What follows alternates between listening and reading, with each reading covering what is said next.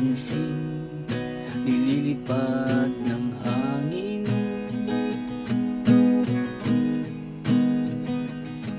Pagkain sa araw-araw, di malaman kung paano pagkakasyahin.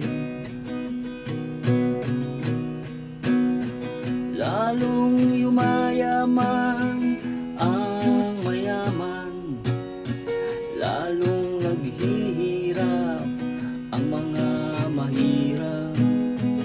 Oh, narito ako sa isang lugar na hindi ko